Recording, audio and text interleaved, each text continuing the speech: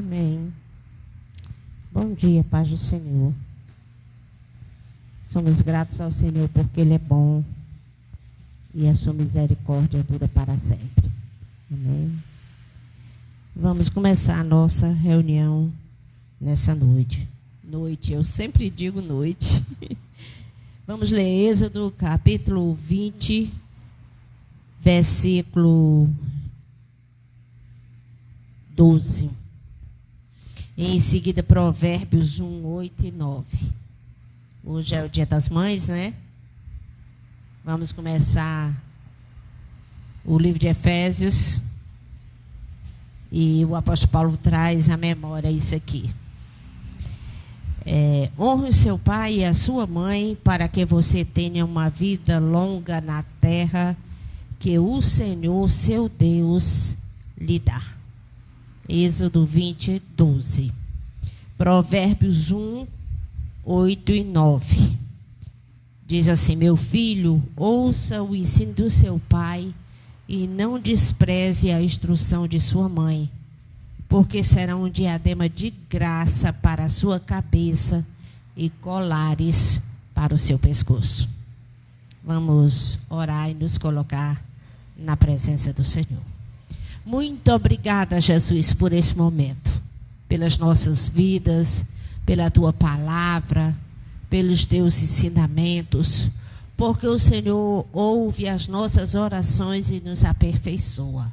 Obrigada, Jesus, por isso. Obrigada por este momento contigo. Recebe o nosso louvor, a nossa adoração. Sê conosco nesta manhã. Muito obrigada por tudo. Nos ensina, Senhor. Em teu nome. Amém. Som. Amém, irmãos. Pai, Senhor, a todos.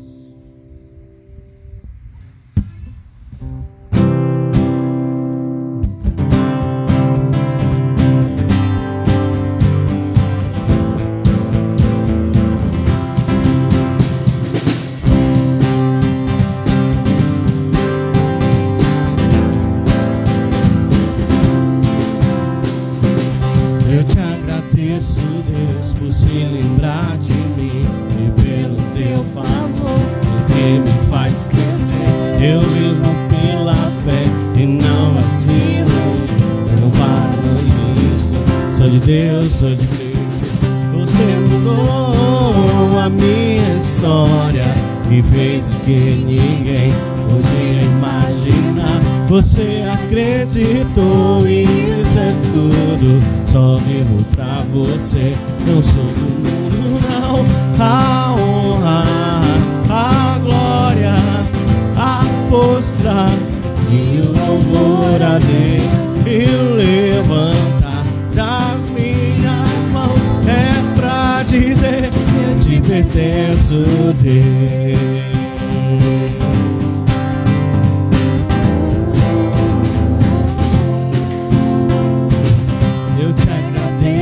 Deus, que no deserto não me deixou morrer e nem desanimar. E como aquela mãe que não desiste, você não se esquecer. Você mudou a minha história e fez o que ninguém podia imaginar. Você acreditou, isso é tudo, só vivo pra você.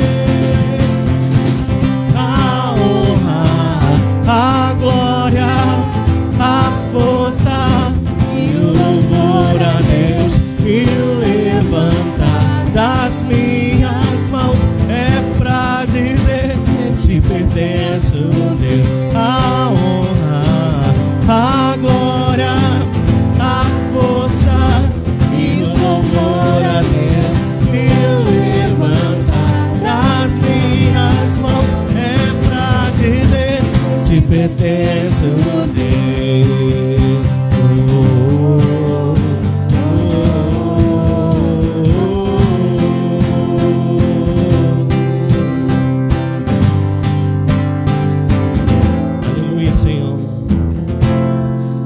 Agradecemos por tudo, Pai. Vem estar conosco essa manhã. Te louvamos, te honramos, Senhor. Aleluia. Grande é o Senhor.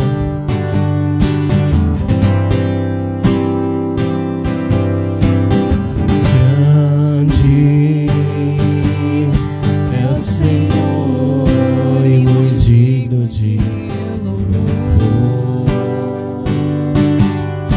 Na cidade do nosso Deus, seu santo monte,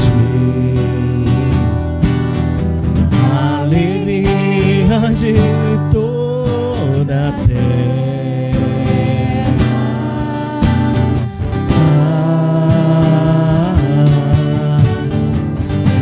Grande é o Senhor em quem temos a vitória e que nos ajuda contra o inimigo. Por isso diante dele nos prostramos.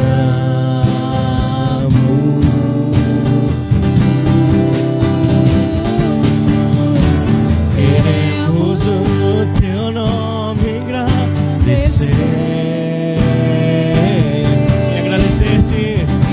Agradecer-te por tua obra em nossas vidas.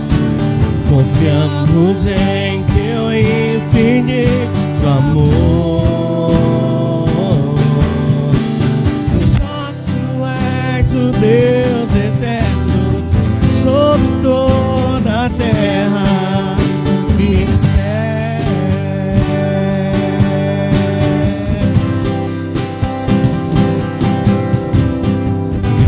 Grande é o Senhor e muito digno de louvor.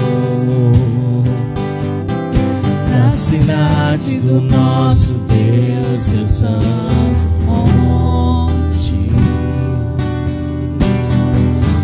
Alegria de toda a terra.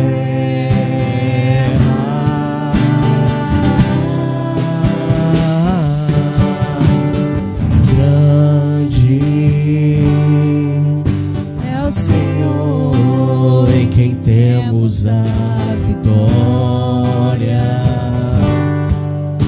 e que nos nos ajuda contra o inimigo. Por isso diante dele nos prostramos.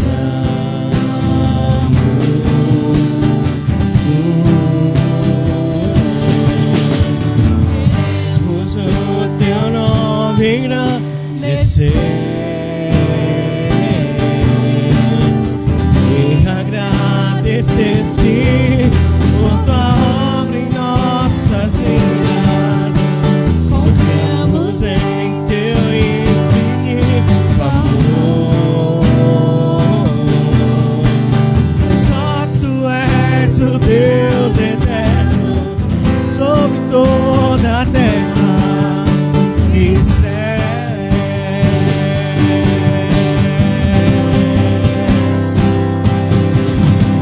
Queremos o teu nome engrandecer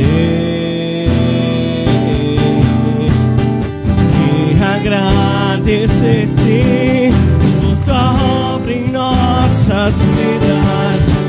Confiamos em teu infinito amor. Só tu és o Deus eterno sobre toda a terra e céu.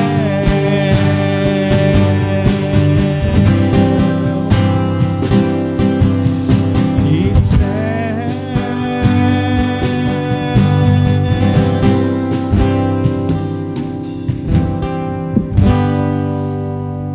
Aleluia, Senhor. Só o teu nome é grandioso, glorioso, acima da terra, acima do céu. Perto quero estar,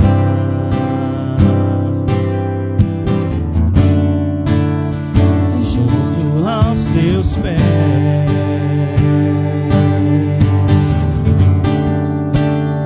pois prazer maior não há que me render e te adorar.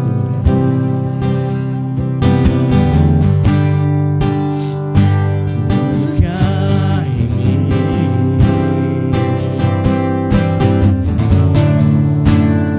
quero te ofertar,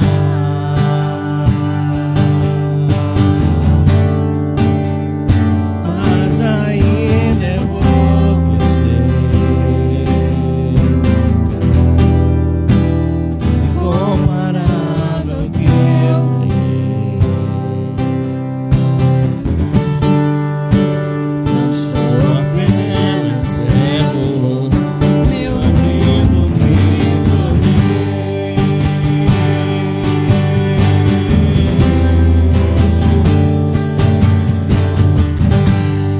Te louvarei,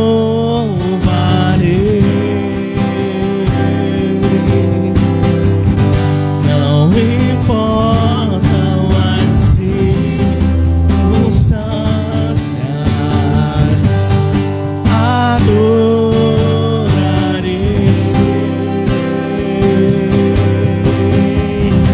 somente a ti, Jesus.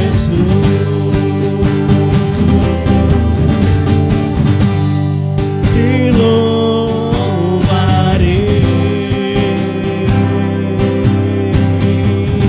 não importam as circunstâncias, adorarei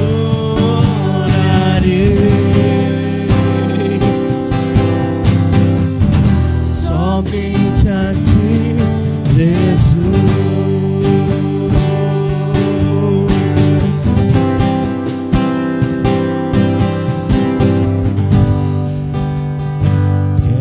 Quero estar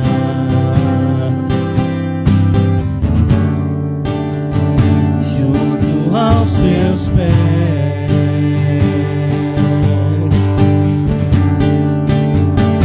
pois prazer maior não há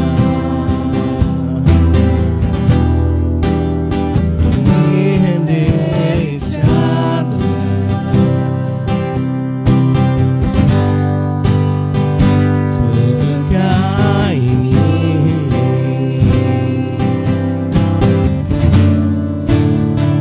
quero te ofertar,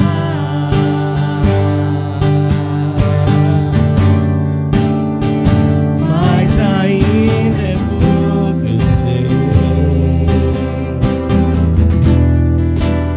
se comparado ao que eu ganhei. Não sou apenas servo, meu amigo me tornei.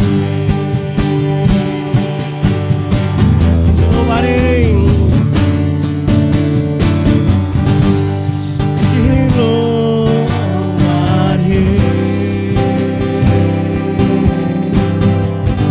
não importam as circunstâncias,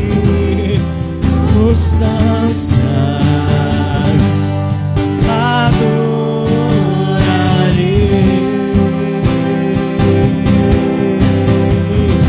somente a ti, Jesus. Te louvarei, te louvarei,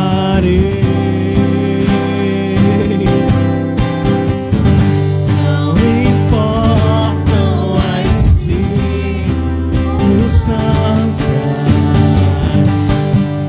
adorarei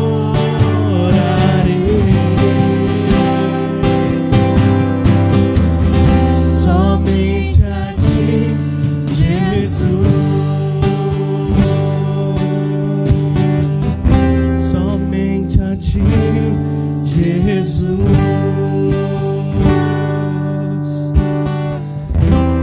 Possamos te adorar, Senhor, em todas as circunstâncias, confiando na tua graça, confiando na tua providência, confiando na tua misericórdia, Senhor. Em nome de Jesus. Amém.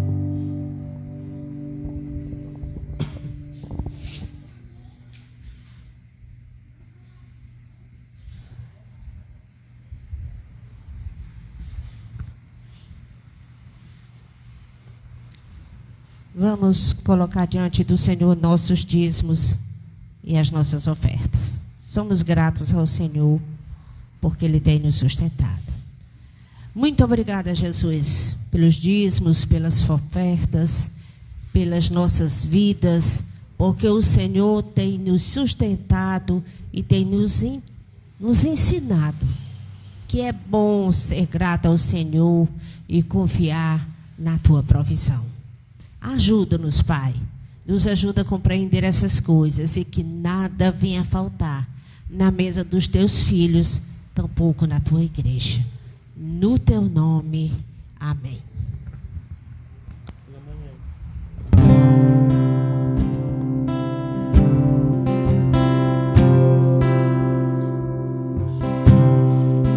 Amanhã te buscarei, de madrugada eu me acercarei a ti. Minha alma te anela e tem sede de ver tua glória e o teu poder.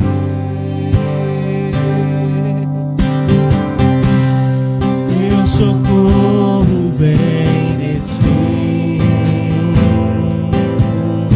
e na sombra de tuas asas regozijarei. Minha alma está apegada a ti,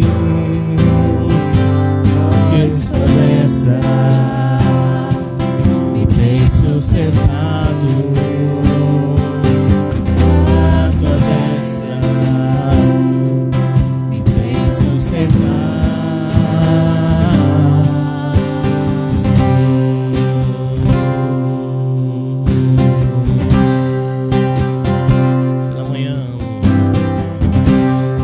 Amanhã te buscarei,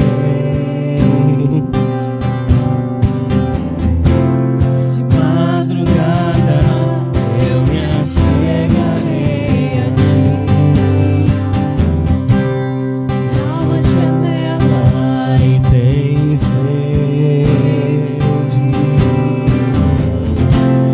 de ver tua glória e o teu poder. Teu socorro vem descer, e na sombra de tuas asas regozijarei. Minha alma está apegada a ti, pois a destra me tem sustentado. A tua destra me tem sustentado.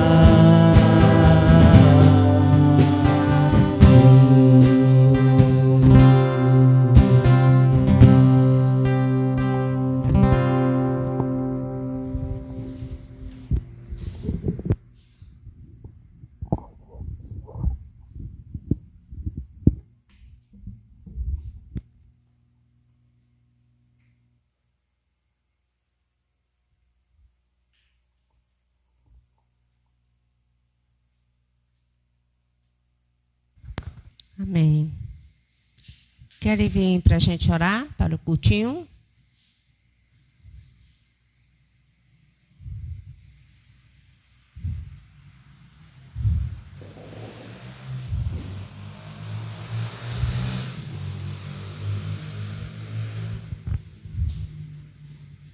Orar aqui por essas crianças. Amém. Senhor, abençoa, Senhor, Manu, Tito. Toma essas crianças nas tuas mãos, que elas sejam educadas no temor do Senhor. Protege as suas mentes, Senhor. Guarda do mal, abençoa as famílias, que possam cuidar dessas crianças, sua família, Jesus. Abençoa a igreja, quem vai ministrar no seu coração. Em nome de Jesus, amém. Pode ir. Amém.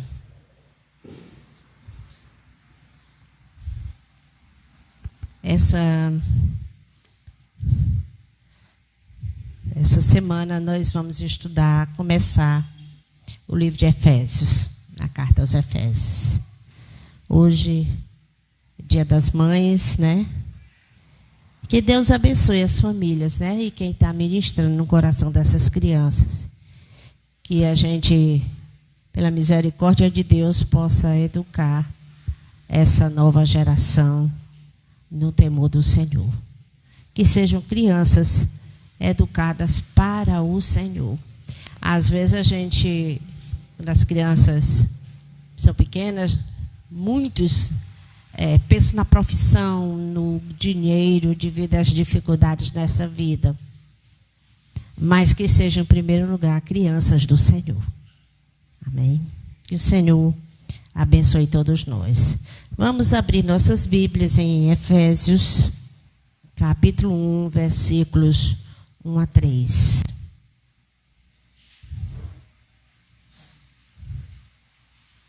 Deixa eu encontrar aqui.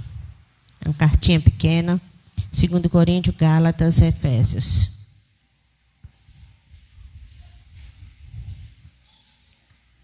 Quem está nos acompanhando online, né? Seja bem-vindo. Diz assim o texto sagrado. Paulo, apóstolo de Cristo Jesus, pela vontade de Deus, aos santos que vivem em Éfeso e são fiéis em Cristo Jesus. Que a graça e a paz de Deus, nosso Pai, e do Senhor Jesus Cristo estejam com vocês. Bendito seja o Deus e Pai do nosso Senhor Jesus Cristo, que nos abençoou com todas as bênçãos espirituais nas regiões celestes em Cristo. Até aqui, só para a gente dar a introdução e compreender um pouco sobre o que vamos conversar. Vamos orar. Senhor, muito obrigada por este momento, pela Tua palavra, pela saúde e disposição, pelo Teu Espírito Santo, porque o Senhor tem proporcionado este momento. Nos ajuda no estudo desta carta, que ela venha nos edificar, firmar a nossa fé sempre mais e mais, e ser conosco, Pai. Nós precisamos de Ti. Em nome de Jesus. Amém. Estudo na carta aos Efésios. Hoje vamos conversar um pouco sobre a mensagem, de uma maneira geral, o ambiente e as circunstâncias. Quando o apóstolo Paulo escreveu essa carta. Amém? Vamos tentar, elucidar um pouco e facilitar a nossa compreensão, também fortalecer a nossa fé. A carta aos Efésios, ela é o clímax dos escritos que nós temos de Paulo, que nós dispomos, os que foram preservados, escritos, inspirados. Nós não temos o original, aquela que Paulo escreveu com a sua mão ou seu secretário. Mas nós temos cópias, as igrejas fazem cópias bem próximas do tempo de Paulo. Amém? Então, as doutrinas que Paulo vai mencionar nesta carta, em outros textos, elas são apresentadas, são mostradas aos poucos e no contexto, na situação específica. 1 Coríntios havia divisão entre a igreja. Então, ele vai apresentar a doutrina da unidade, naquele ambiente ali específico. Aqui, na carta aos Efésios, é como se você estivesse fazendo um voo e olhando de cima. É mais ampla a visão. Não simplesmente um momento específico. Nas outras cartas, havia dificuldades nas igrejas. E era uma resposta. As epístolas são respostas a essas dificuldades para afirmar a igreja e corrigir caso necessário, alguns erros, alguns desvios doutrinários ou de conduta. Aqui não. Ele vai apresentar o Evangelho. As doutrinas, elas são mostradas numa unidade de uma maneira inquestionável. Ele fez a suma de tudo. Ele vai lançar as doutrinas no conceito geral da salvação. Vamos ver alguns exemplos, né? Como eu falei, a unidade em 1 Coríntios, ela foi posta para combater as divisões dos leitores, a igreja que estava em Coríntios. Aqui, a unidade é mostrada no seu contexto cósmico, no plano de salvação. E aponta para a última dispensação. Vejamos Efésios 1:10, para entender o que eu estou colocando. 1:10 diz o seguinte: de fazer convergir nele, na dispensação da plenitude dos tempos, todas as coisas, tanto as do céu como as da terra. Está vendo? É a visão geral e cósmica. Todas as coisas vão ser unificadas, elas vão convergir em Cristo. Capítulo 4, versículo 13 de Efésios, diz o seguinte: até que todos cheguemos à unidade da fé e do pleno conhecimento do Filho de Deus, ao estado da pessoa madura, à medida da estatura da plenitude de Cristo. Trata da unidade, mas no contexto cósmico e olhando para a última dispensação. Em Tessalonicenses, eu vou dar exemplos de alguns livros que a gente estudou recentemente, que a gente ainda está tudo, né, fresquinho na mente. Em Tessalonicenses, havia dificuldades com os irmãos que estavam morrendo, no ambiente de perseguição, e muitas lutas. Dúvidas também quanto aos que haviam partido. Aí lá, o apóstolo Paulo tratou do conforto emocional. Falou sobre que os irmãos que haviam morrido, eles estavam com o Senhor e que haveria uma ressurreição. Eles recebem a devida atenção, mas é colocado o seu lugar resumido aqui no Efésios. Quando você olha para o projeto de Deus, digamos assim, de cima do avião, rastejando e olhando para todo o panorama, o lugar desses que morreram é importante, mas é resumido. É uma coisa que não, você tem saudade, mas não precisa ficar tão assim abatido por causa do que Deus está fazendo. Você vai amadurecendo, compreendendo a fé e já não tem o mesmo peso. É visto de uma maneira bem estratégica. Aqui em Efésios 4:13, ele diz que um dia nós vamos estar amadurecidos na plenitude de Cristo. E a ministração da palavra, ela vai nos preparando e nos ajudando nesse amadurecimento. É por isso que é importante a gente ouvir a palavra de Deus e o Espírito Santo vai nos lapidando. Em Efésios 4:30 é colocado: e não entristeça o Espírito Santo de Deus, no qual vocês foram selados para o dia da salvação. O dia da vinda do Senhor. Quando seremos salvos, né? Inclusive da presença do pecado. A questão da relação entre os judeus e gentios, que atormentava os irmãos das igrejas da Galácia, agora falando aos Gálatas, né? Ela aparece aqui num processo cósmico de unificação.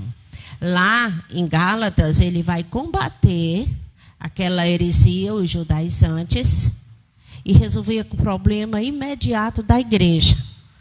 Aqui, se nós lermos Efésios capítulo 2, versículo 15, está lá que Cristo aboliu a lei das ordenanças na forma de ordenanças, para que dos dois criasse uma nova humanidade, fazendo a paz. Aqui ele fala da nova humanidade, da nova criação, da regeneração. É mais amplo. Paulo não precisa, aqui nesse momento na carta aos Efésios, mostrar a sua reivindicação do apostolado, como aconteceu em 2 Coríntios. O tempo todo ele defendendo o seu apostolado. Ele não vai fazer isso aqui na carta aos Efésios. Ele não precisa mostrar a sua reivindicação. Por a mesa, ele vai falar sobre a importância do seu ofício divino na revelação do plano de Deus. O seu chamado divino não precisa ser, digamos, defendido aqui na carta aos Efésios. Mas ele tem a sua importância na revelação daquilo que Deus fez e está fazendo por cada um de nós. Inclusive até a plenitude, né? O tempo do fim, como se diz. Efésios capítulo 3, 15 diz assim: de quem toda família nos céus e na terra recebe o nome. Ele está fazendo uma oração e ele diz que se coloca de joelhos e ora para toda a família, a igreja, aqueles que pertencem ao Senhor, nos céus e na terra, segundo o seu nome. Está vendo como é bem amplo?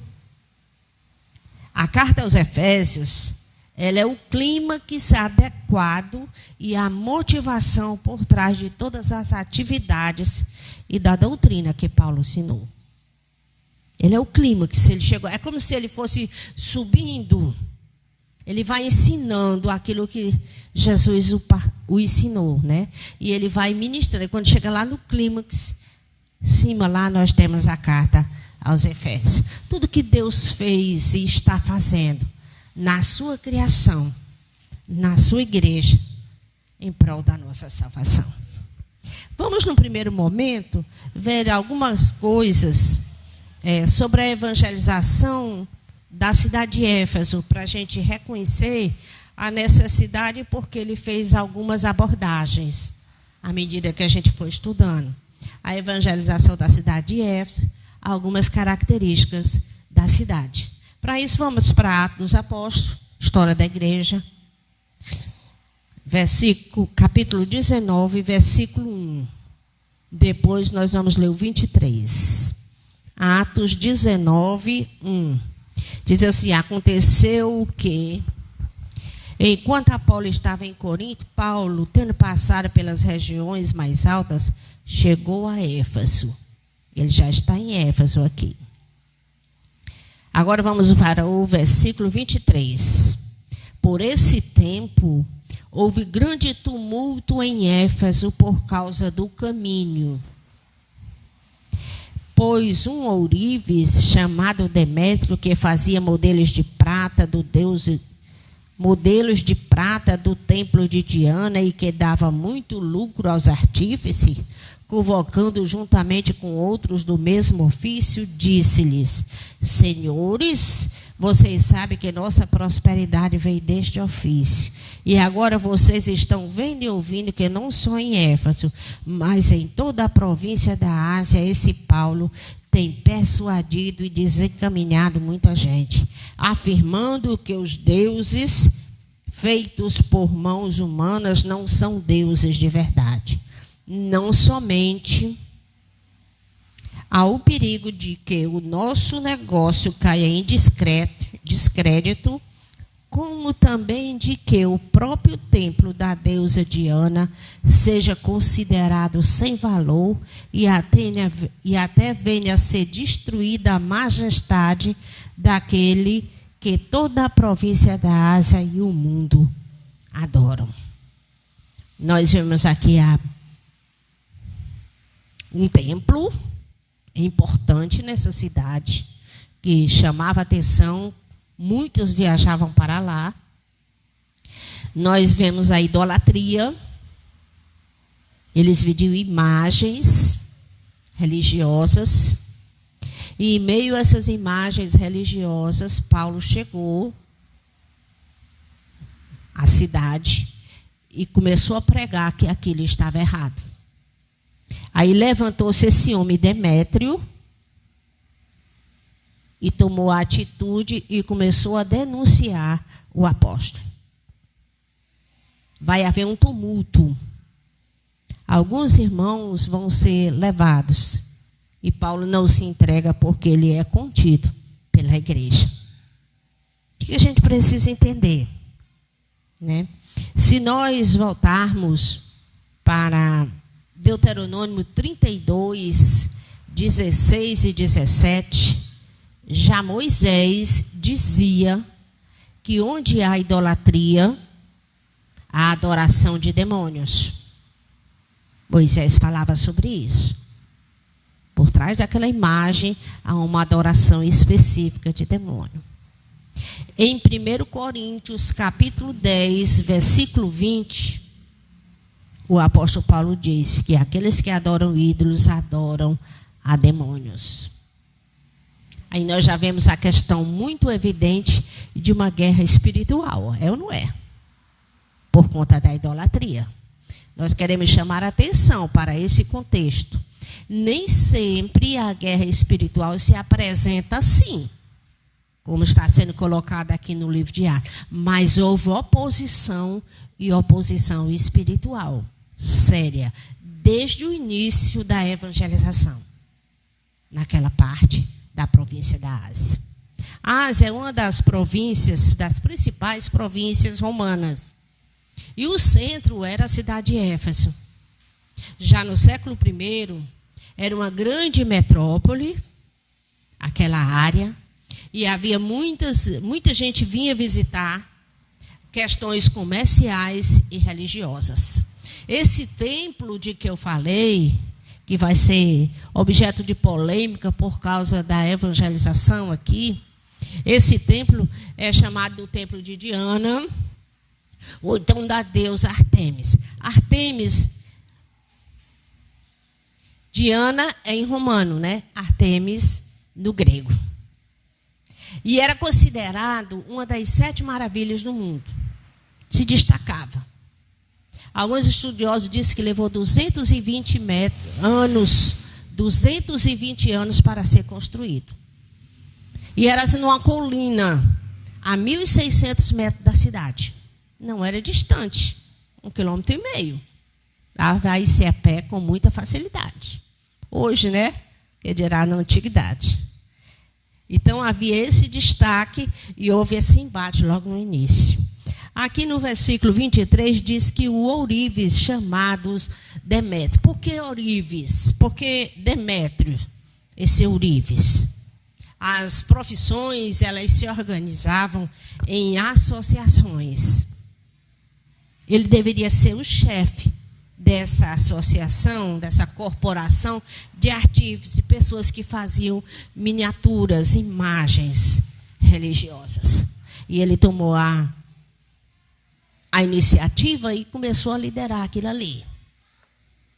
Mas era comum se fazer audiências públicas. A questão da democracia, já havia essas raízes. Fazer audiências públicas e decidir o que é certo e o que é errado. Há uma intervenção e se deixa para resolver depois. Ele diz que se tem alguma coisa contra Paulo, uma outra pessoa que vai tomar a palavra, deixe para resolver no outro momento. E não fazer aquele tumulto no meio da rua. Essa deusa Diana, ou Artemis, é a deusa da fertilidade. Havia uma imagem bem grande lá no templo, cheia de seios, né? A deusa da fertilidade. Junto a isso, havia a questão da prostituição. Aí a gente está vendo todo o ambiente pagão, como é que funcionavam as coisas na igreja, na cidade de Éfeso. Lembra exceto a questão desse culto, né, com essas prostitutas cultuais. Mas vamos imaginar Juazeiro do Norte, todo mundo que vai tem que ir no horto, né, tirar uma foto, fazer aquela procissão, muitas imagens. Não se engane. Onde há muita idolatria, onde há idolatria, há culto a demônios. O templo era chamado a Glória dos Efésios. Olha só como é que chamava, como era conhecido. A Glória dos Efésios. Ele media 130 metros de comprimento, por 67 de largura. Ele tinha 127 colunas de puro mármore branco. E chamava a atenção, 17 metros de altura cada coluna. É um templo majestoso. Um dos principais problemas da igreja em Éfeso é a divisão ética e cultural entre judeus e gentios. Lá em Atos capítulo 19, versículo 17, a gente já vê, este fato chegou ao conhecimento de todos os moradores de Éfeso, tanto de judeus como gentios. Está vendo a separação? Um acontecimento que houve. Os irmãos podem ler a evangelização, né? Terceira viagem missionária de Paulo, e ver como é que se deu. Amém? Havia também, por parte de Paulo, o cuidado pastoral. Nesse ambiente pagão, riqueza, prostituição, idolatria, nós estamos vendo o resultado disso em Romanos, né? Todos debaixo da ira de Deus. Paulo tinha um cuidado pastoral para com aqueles que estavam se voltando para Cristo, pois havia a possibilidade de uma perseguição eminente. Aconteceu com ele, assim que começou a evangelizar. E urgia também a necessidade da igreja dar bom testemunho. Em Efésios capítulo 5, 21 até 6, 9, ele vai tratar sobre várias classes. Se a gente for para Efésios 5, 21, ele começa a tratar sobre a questão da família, o marido e a mulher, como cada um deve se comportar. Depois ele trata sobre os pais e os filhos. E por último, sobre os servos e senhores. Havia essa dificuldade. E ele tinha esse cuidado pastoral. Ele vai trabalhar até o capítulo 3, assim, de cima do avião, né? Olhando e explicando o panorama todinho de salvação. Do 4 ao 6, ele vai fazer a aplicação direta na vida dos irmãos. E aí ele vai tratar dessas coisas. É claro que também havia luta de alguns irmãos por causa do próprio passado. Presos a artes ocultas, a astrologia, poder astrológico do destino. Devido ao ambiente, a facilidade, até o viver comunitário, as pessoas se envolviam em artes ocultas. Naquele processo lá com as prostitutas cultuais, havia alianças demoníacas. Tem de vista que a idolatria envolve demônios. Hoje, muitas vezes, alguns tentam minimizar, mas é do jeito que a palavra de Deus diz. Calvino dizia que o coração humano é uma fábrica de ídolos.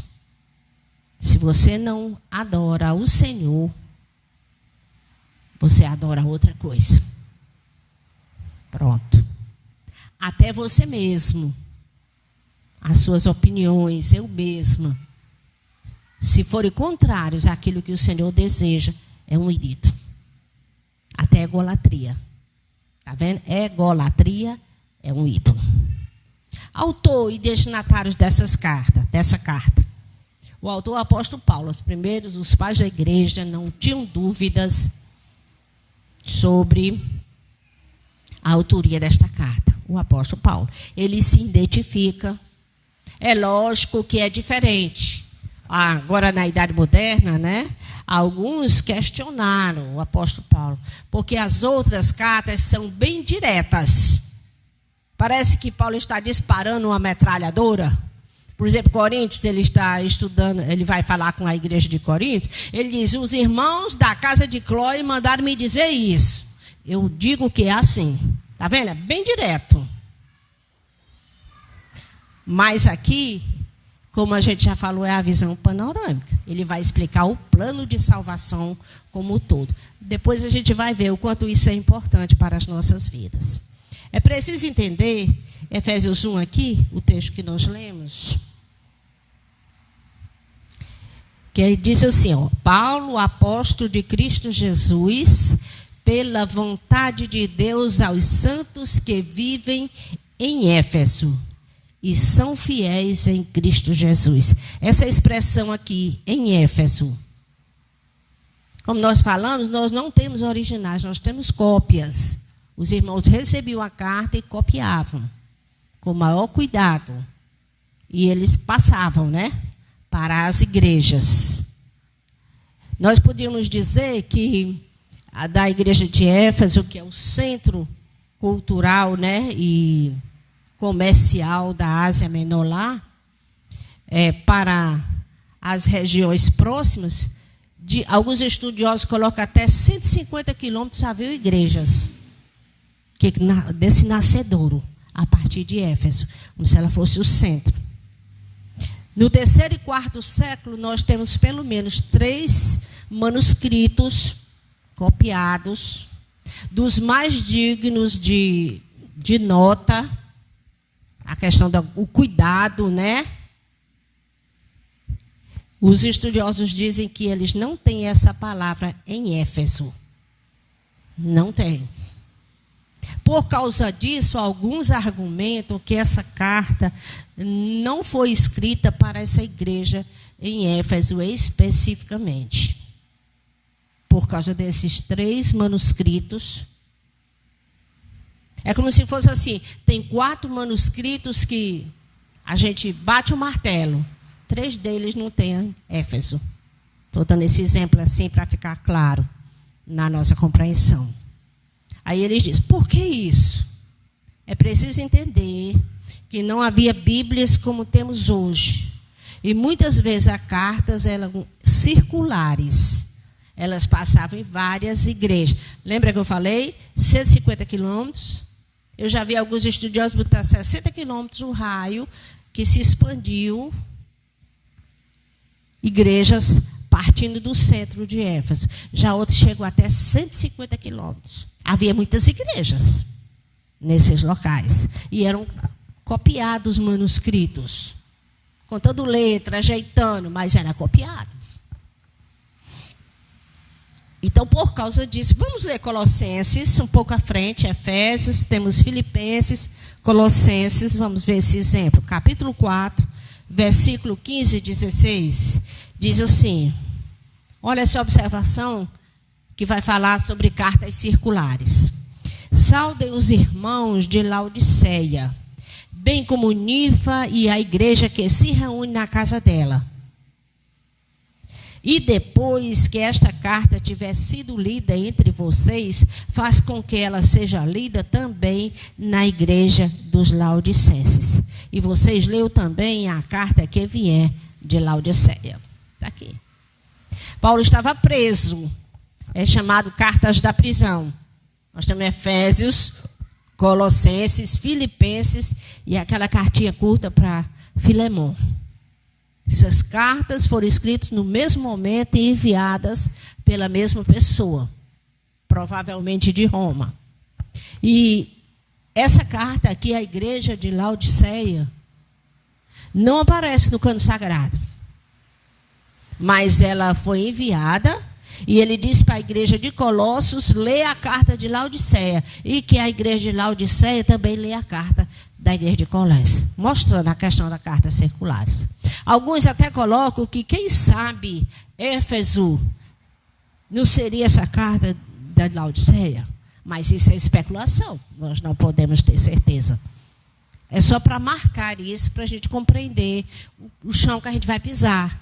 e como as coisas aconteciam. A questão da mensagem do livro de Éfeso é um perfeito equilíbrio. De 1 a 3, ele vai rever as doutrinas no escopo da salvação cósmica. E do 4 ao 6, ele vai falar individualmente com os irmãos algumas pontuações de acordo com a necessidade. Como a gente já mostrou, marido e mulher, os pais e filhos, a questão da família, a sociedade, a comunidade, servos, né? E senhores. A mensagem. O que é que Paulo aborda nessa carta que nós vamos estudar, que nós estamos adentrando? A reconciliação dos judeus e gentios. Ele vai falar de unidade. Essa reconciliação. A igreja precisava ser unida e ela não se limitava à questão de etnia, de povos. Ele fala sobre o mistério do Evangelho. O que é esse mistério do Evangelho? Os judeus, como povo escolhido de Deus, Antigo Testamento, a literatura judaica, o judaísmo, eles tinham a impressão de que a salvação era só deles, exclusiva deles, porque eles eram o povo escolhido de Deus. Eles passaram por cima do chamado de Deus a Abraão, que iria abençoar todas as nações da terra. Aí Paulo vai tratar desse mistério. Estava oculto isso, mas agora é revelado. Os gentios fazem parte do reino de Deus. Aqueles que estão em Cristo. Essa expressão ela é muito, digamos assim, presente na carta. Em Cristo, nele, com ele. É interessante ler a carta toda e já observando, até marcando. Porque isso nos ensina muito. Até porque hoje nós temos um grupo muito grande de pessoas que professam a fé cristã. Mas professar a fé cristã precisa estar em Cristo. Isso aí tem um monte de implicações. Não é simplesmente ouvir falar. Não é só o pronúncio, né? Não, eu sou. Precisa estar em Cristo. A gente vai ver isso no desenrolar da carta. Ele fala sobre a plenitude do Espírito. Logo no início, ele vai falar no capítulo 1, nos primeiros versículos. Hoje nós íamos estudar até o versículo 14, a oração de Paulo, que é do 3 ao 14. Eu deixei para a próxima oportunidade, para não ser muita informação. Aí a próxima oportunidade a gente entra já na carta, com mais propriedade.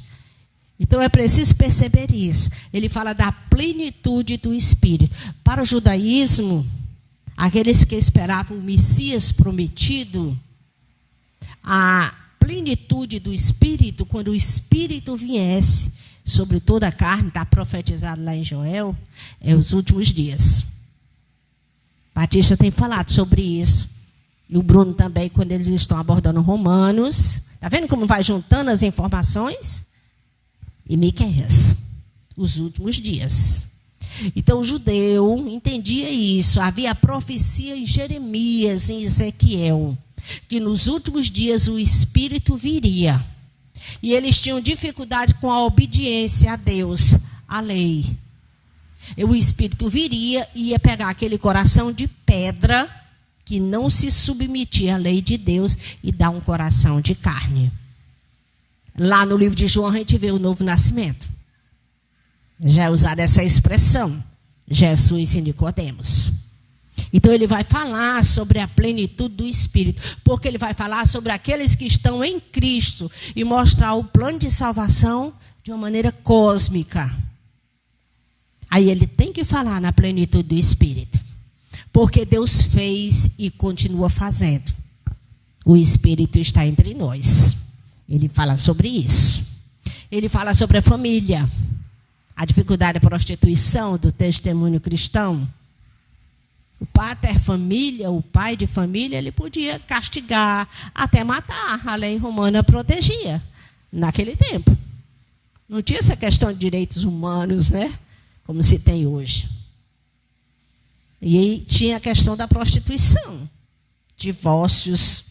Ele vai tratar sobre a questão da família. Como é que deve ser o marido e a mulher, os pais e os filhos, os servos e os senhores, todas as classes, o testemunho. Vocês agora estão em Cristo. É isso que ele vai colocar. E em meio a tudo isso, ele encerra a carta falando sobre batalha espiritual, que até hoje muitos não entendem. Diz que o Senhor, né, Jesus, vai pisar a cabeça da serpente. Algumas pessoas acham que é simplesmente orar pisoteando. Não é tão simples assim. Não estou dizendo que essa figura não está certa. Eu estou dizendo que é muito mais do que isso. E não necessariamente vai ser aparecido. A outro já acha assim, a pessoa está endemoniada. Não necessariamente. Pedro não estava endemoniado. E quando Jesus falou sobre a cruz, ele disse, de modo nenhum, Senhor. Jesus disse, para trás, Satanás. Arreda. Pedro não estava endemoniado.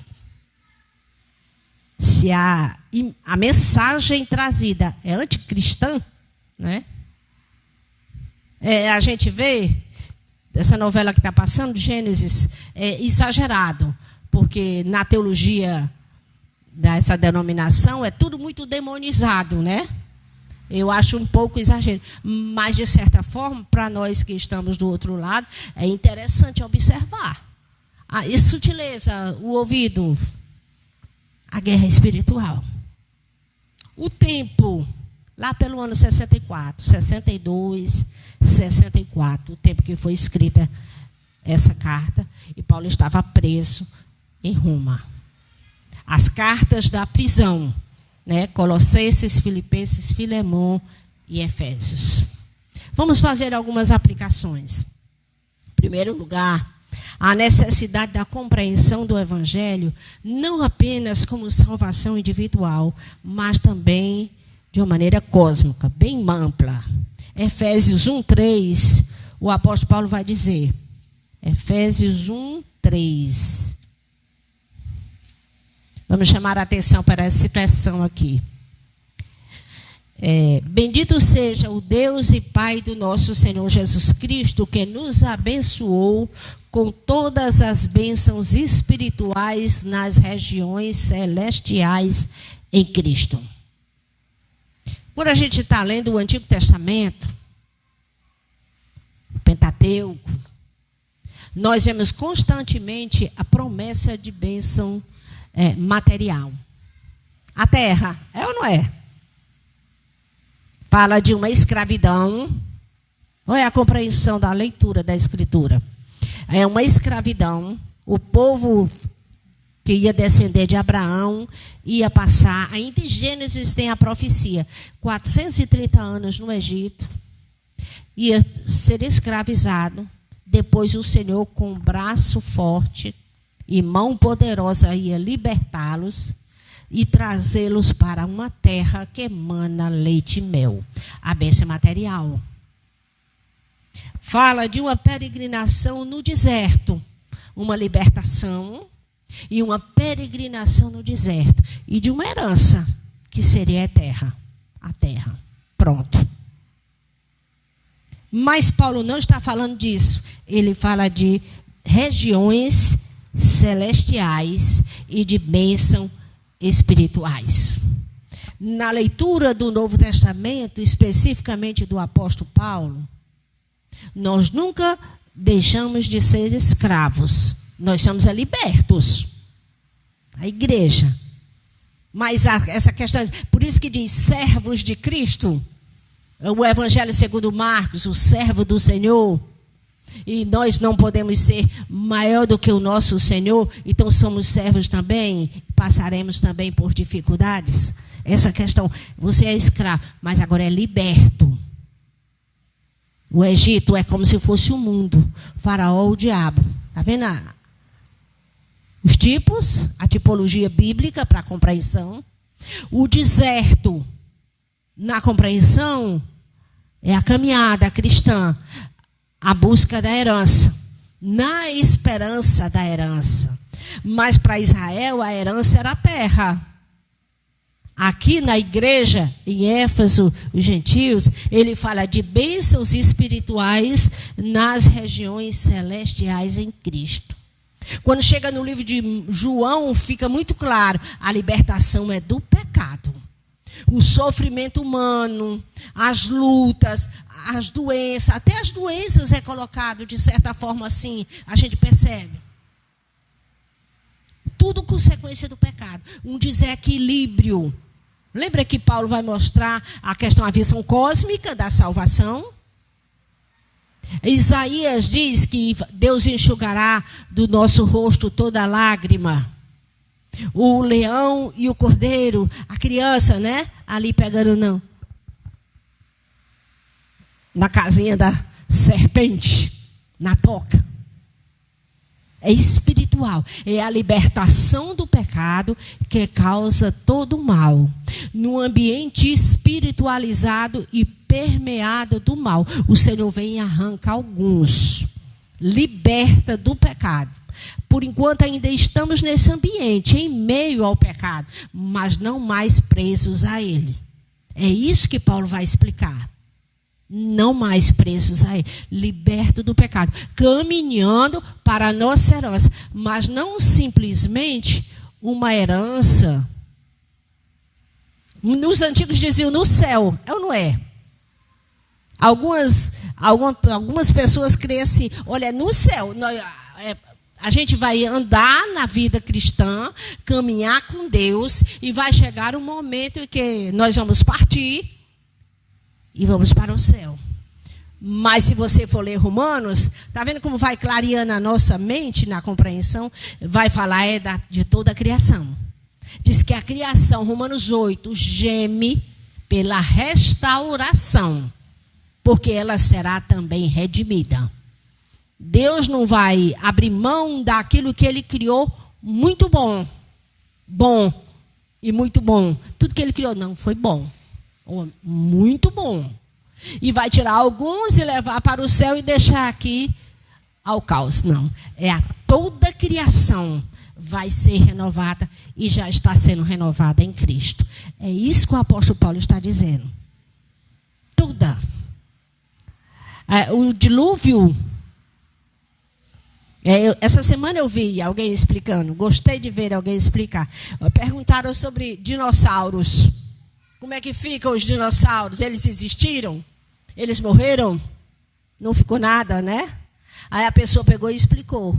O homem de Deus. Não, se eles sumiram e se perderam, quem sabe se não foi no dilúvio? Porque o planeta era um só, chamado Pangeia. A gente estuda isso quando está vendo Gênesis. E diz que águas de baixo e águas de cima. Fontes interiores e águas de cima. Significa que quando rompeu as fontes do abismo, as fontes interiores, houve empurrando, né? Vai empurrando as porções onde foi quebrado. É como um martelo que você bate, aí racha. Aí você vai empurrando. E vai empurrando. Surgiram os continentes. E toda a terra. Para aqueles que creem que foi universal. E não só naquela região. Já é um outro assunto. Foi inundada. Eu discordo um pouquinho no sentido de que as matrizes foram levadas por Noé. Mas dinossauros são grandes, né? Que o pessoal pergunta sobre dinossauros. Dinossauros são grandes. Mas levava filhotes, óvulos. Eles ficaram hibernando na arca. Existe na literatura da Idade Média monstros gigantescos que foram dizimados pelos cavaleiros. Eu sou mais por essa opção. É possível que as grandes espécies tenham sido dizimadas na Idade Média, aqueles cavaleiros. Mas isso aí é outro assunto. Mas o que eu quero mostrar e colocar é que o Evangelho precisa ser compreendido não apenas como salvação individual, mas esse plano cósmico, belo, engenhoso, programado pelo Senhor, decidido antes da fundação do mundo. Por quê? se você tem uma salvação e a visão dela só individual, o que acontece? Quando as coisas não estiverem bem na sua vida, há uma tendência de você ficar frágil na fé e esmorecer, até desistir. Porque não compreende. É tudo muito pequeno. Bênçãos materiais e coisas específicas da sua vida. Jesus disse que no mundo teremos aflições, mas ele venceu o mundo. Está lá no apóstolo. Mas Jesus falou sobre tribulações especificamente. É preciso compreender essas coisas. Você sabendo o que Deus fez e o que está fazendo, que as coisas não estão acontecendo ao léu e por acaso, a sua esperança, a minha esperança fica mais solidificada, mais firme. Então a carta de Efésios ela é primordial. O que Cristo fez, o que Deus fez e ainda está fazendo por meio do Espírito. E tudo está caminhando para aquilo que está determinado. As lutas passam. Outra coisa que a gente precisa aprender. As bênçãos são vindas do Pai pela vontade de Deus no Senhor Jesus Cristo. Olha aqui o versículo 2. Que a graça e a paz de Deus, nosso Pai, e do Senhor Jesus Cristo estejam com vocês. Amém. Eu estava com o Tito, esse fim de semana, ele me chamou a atenção para alguma coisa. Eu fui dar a Tito, a vovó está mandando tu vir para tomar o mingauzinho. Ele disse, não, é só a hora do mingau. Ele não gostou porque eu disse mandando. Ele não gostou, o menino é bem pequenininho. Aí ele ajeitou para fazer a mesma coisa, tirando a palavra mandando. Tito, eu estou mandando, vem tomar o mingau, eu não vou ficar correndo atrás de ti, não. Senão não é mandando, não, vovó. Aí botou a palavrinha dele lá, dava a mesma coisa. Irmãos, é preciso entender, olha aqui. A graça e a paz de Deus, nosso Pai, e do Senhor Jesus Cristo. E é pela vontade de Deus. Nós temos aqui no primeiro capítulo de Efésios a Trindade. Deus fez o projeto. O Filho executou. Mas antes de mencionar Jesus Cristo, ele disse Senhor. No mundo antigo do Império Romano, Senhor é César, o rei. O que é que ele está dizendo aqui para os seus primeiros leitores? Deus, na sua vontade, nos deu Jesus. Ele é o rei. Aleluia. Ele é o rei. É a sua vontade. E ele disse que a paz esteja com vocês. A paz, quebrou-se o véu de inimizade entre Deus e a humanidade. E entre uns e os outros. Ele já vai falando de unidade. Então tem essa visão. Em Cristo. Quando ele coloca em Cristo, a gente vai ver muito na carta aos Efésios. Em Cristo, nele. Cristo é o Messias de Israel, o ungido de Deus. Ele está trazendo à memória as promessas messiânicas desde lá o livro de Gênesis. E ele é o rei. Está conosco. Ele está desenhando, já dando o pontapé inicial nessa visão. Terceiro lugar, o chamado implica em fidelidade. Aqueles que estão em Cristo são fiéis a Ele. Embora alguns, em determinadas áreas, ainda tenham as suas lutas individuais. Aí tem a questão da busca, da oração, o momento de Deus na vida de cada um. A submissão a Deus, a sua vontade. Mas o chamado, porque ele vai falar de chamado de Deus. Ele vai falar de predestinação.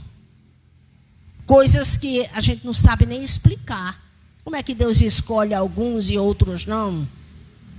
Isso fala da nossa limitação. Não adianta entrar nesse terreno. Mas é para ser fiéis, olha aqui. E são fiéis em Cristo Jesus, no versículo 1. Isso aqui, essa fidelidade só é válida, só vai funcionar com liga. Sabe aquele negócio que liga? Cola superbone, tribone. Você coloca ela ali, olha, rasga a pele, né? Mas ela está sempre ali. É uma dificuldade. Pois os que estão em Cristo, os que são igreja, eles têm essa liga. É por isso que a gente tem que perceber isso. As lutas, elas vêm e vão. As nossas dificuldades, horas estão mais palpáveis, horas não. Ora não. Mas tem que ter a liga. Daqui eu não saio. Foi aqui que o Senhor me colocou. E o Espírito Santo trabalha neste momento. Amém? Tem que ter liga. Não pode ser alguém que ouviu falar, passou um determinado dia, é quando dá na telha. Não, tem a liga. Tem que ter a liga. Por fim, nós queremos encerrar com Efésios capítulo 6, versículo 18, que diz o seguinte: como manter essa fidelidade, essa visão? É uma carta escatológica também. Fala da vida cristã, do que Deus fez e está fazendo. E do fim. Ele diz assim: orem todo o tempo no Espírito, com todo tipo de oração e súplica. E para isso vigie com toda a perseverança e súplica por todos os santos. O rei vem. Então temos que orar, buscar, interceder uns pelos outros, ajudar, exortar, para nos manter no caminho.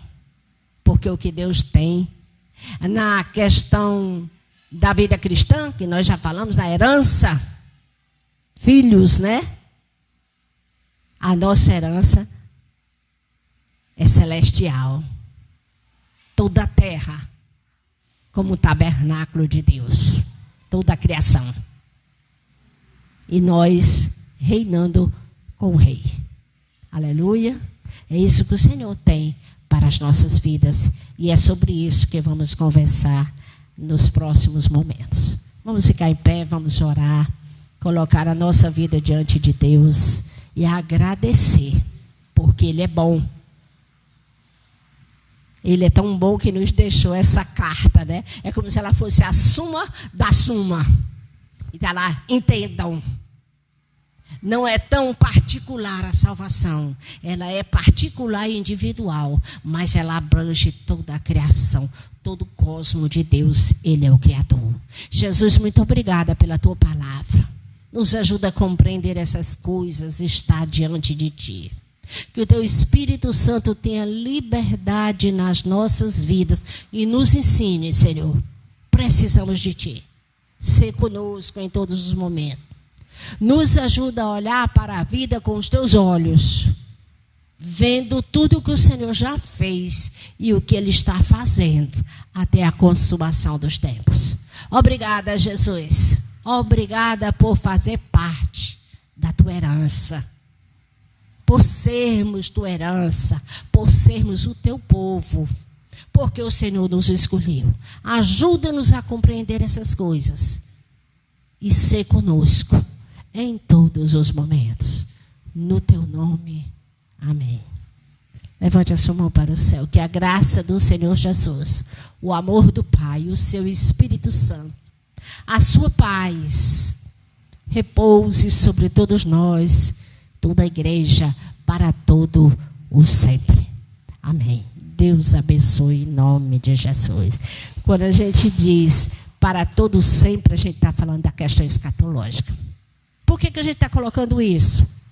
Porque a igreja precisa perceber, se você perde a visão escatológica da vinda do Senhor e o que Ele está fazendo, você cai muito na salvação individual e perde. Deus tem muito mais e Ele está trabalhando. Amém. Deus abençoe os irmãos.